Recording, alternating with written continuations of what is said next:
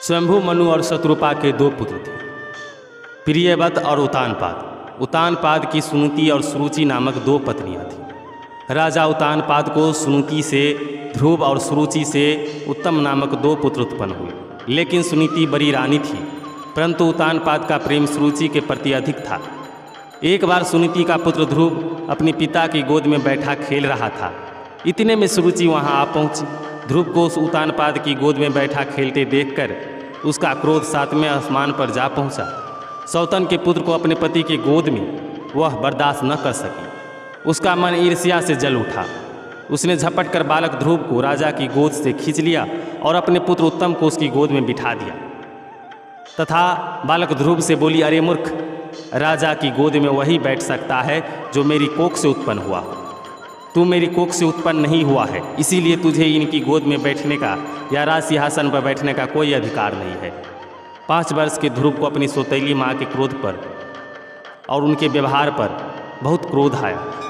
वह भागती हुई अपनी माँ सुनीति के पास गई तथा सारी बात बताई। सुनीति बोली, बेटा, तेरी सौतेली माता सुरुचि से अधिक प्रेम के कारण तुम्हारे पिता हम लोगों से दूर हो गए हैं। तुम भगवान को अपना सहारा बनाओ। माता के वचन को सुनकर ध्रुव को कुछ ज्ञान उत्पन्न हुआ और वह भगवान की भक्ति करने के लिए पिता को घर छोड़कर चले गए। मार्ग में उनकी भेंट देवऋषि नारद से हुई। देवऋषि ने बालक ध्रुव को समझाया, किंतु ध्रुव नहीं माना। नारद ने उसके दृढ़ संकल्प को देखते हुए ध्रुव को मंत्र की दीक्षा दी। इसके बाद देवऋषि राजा उतानपाद के पास गए। राजा उतानपाद को ध्रुव के चले जाने के बाद बड़ा पछतावा हो रहा था। देवऋषि नारद को वहां पाकर उन्होंने उनका सत्कार किया। देवऋषि ने राजा को ढाढ़स बधाया कि भगवान उनके रक्षक है। भविष्य में वह अपने यश को संपूर्ण पृथ्वी पर फैलाएगा। उनके प्रभाव से आपकी कीर्ति संसार में फैलेगी। नारद जी की इन वचनों से राजा उतानपाद को कुछ तसल्ली हुई। उधर बालक ध्रुव यमुना के तट पर जा पहुँचे तथा महर्षि नारद से मिले मंत्र से भगवान नारायण की तपस्या आरंभ कर दी। तपस्या करते हुए ध्रुव को अनेक प्रकार की समस्याएं आई, परंतु वह अपने संकल्प पर अडिग रहे। उनका मनोबल विचलित नहीं हुआ। उनके तप का तेज तीनों लोक में फैलने लगा। ओम नमो भगवते वासुदेव की ध्वनि वैकुंठ में भी गूंज उठी। तब देवताओं को बड़ा भय हुआ और सब मिलकर श्री हरि की शरण में गए। देवताएं बोले, हे जनार्दन, हम उतानपाद के पुत्र की तपस्या से भयभीत होकर आपकी शरण में आए। हम नहीं जानते कि वह इंद्र पद चाहता है या उसे सूर्य, वरुण तथा चंद्रमा के पद की अभिलाषा है। आप हम पर प्रसन्न होइए और उसे तप से निर्वित कीजिए। श्री हरि भगवान बोले, हे देवगण, उसे इंद्र, सूर्य, वरुण, कुबेर आदि किसी पद की अभिलाषा नहीं है। आप सब लोग निश्चिंत होकर अपने स्थान को जाएं। मैं तपस्या में लगे हुए उस बालक की इच्छा को पूर्ण करके उसे तपस्या से निर्वित करूंगा। श्रीहरि के ऐसा कहने पर देवतागण उन्हें प्रणाम करके अपने स्थान को चले गए। भगवान विष्णु अपने भक्त ध्रुव की कठिन तपस्या से संतुष्ट होकर उनके सामने प्रकट हो गए। श्री भगवान बोले, हे उतानपाद के पुत्र ध्रुव, तेरा कल्याण हो। मैं तेरी तपस्या से प्रसन्न होकर तुझे वर देने के लिए प्रकट हुआ हूँ। मैं तुझसे अति संतुष्ट हूँ। तू अपनी इच्छा अनुसार वर मांग। भगवान विष्णु के ऐसे वचन सुनकर बालक ध्रुव ने आंखें खोली तो भगवान को शंख, चक्र, गदा और पद्म धारण किए हुए साक्षात अपने सामने खड़े देखा।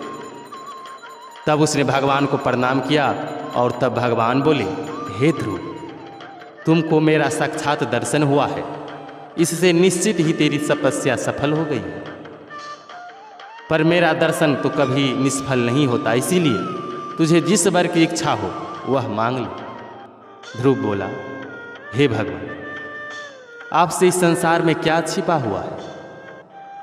मैं मेरी सौतेली माँ के गर्वीले वचनों से आहत होकर आपकी तपस्या में प्रवृत्त हुआ हूँ, जिन्होंने कहा था कि मैं अपने पिता के राज सिंहासन की योग्य नहीं हूँ। अतः हे संसार को रचने वाले परमेश्वर, मैं आपकी कृपा से वह स्थान चाहता हूँ जो आज तक इस संसार में किसी को भी प्राप्त नहीं हुआ हो। श्री भगवान बोले, वत्स, तूने अपने पूर्व जन्म में भी मुझे संतुष्ट किया था, इसलिए तू जिस स्थान की इच्छा करता है वह तुझे अवश्य प्राप्त होगा। पूर्व जन्म में तू एक ब्राह्मण था और मुझ में निरंतर आस्था रखने वाला माता पिता का सेवक तथा स्वधर्म का पालन करने वाला था। बाद में एक राजपूत से तेरी मित्रता हो गई। उसके वैभव को देखकर तेरी इच्छा हुई कि मैं भी राजपुत्र हूँ। अतः हे ध्रुव, तुझको अपनी मनोवांछित इच्छा प्राप्त हुई। जिस समय स्वयंभू मनु के कुल में किसी को स्थान मिलना अति दुर्लभ है, उन्हीं के घर में तूने उतानपाद के यहाँ जन्म लिया। जिसने मुझे संतुष्ट किया है उसके लिए संसार में कुछ भी असंभव नहीं है। मेरी कृपा से तू निश्चित ही उस स्थान को प्राप्त करेगा जो त्रिलोकी में सबसे उत्कृष्ट है और समस्त ग्रहों और तारामंडल का आश्रय है। मेरे प्रिय भक्त ध्रुव, मैं तुझे वह निश्चल स्थान देता हूँ जो सूर्य, चंद्र आदि ग्रहों, सभी नक्षत्रों और सप्तऋषियों से भी ऊपर है। तेरी माता सुनीति भी वहाँ तेरे साथ निवास करेगी और जो लोग प्रातःकाल और संध्या काल तेरा गुणगान करेंगे उन्हें महान पुण्य प्राप्त होगा। धन्य है ध्रुव की माता सुनीति, जिसने अपने हितकर वचनों से ध्रुव के साथ साथ स्वयं भी उस सर्वश्रेष्ठ स्थान को प्राप्त कर लिया। ध्रुव के नाम से ही उस दिव्य लोक को संसार में ध्रुव तारा के नाम से जाना जाता है। तो प्रिय साथियों, आज की यह कथा आप लोगों को कैसी लगी हमें कमेंट करके ज़रूर बताएं। साथ ही साथ हमारे चैनल को लाइक, शेयर और सब्सक्राइब जरूर करें।